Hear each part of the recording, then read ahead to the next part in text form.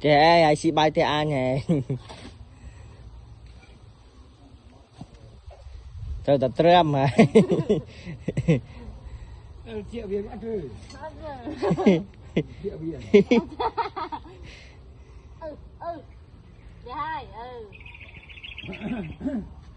trời chị bay thế anh hè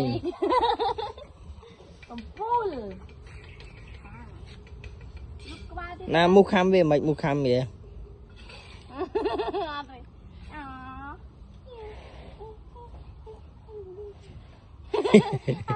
mua mua cam ôn tên na đi thăm về này ô thơ một cột ai xem mua bị ngon ạ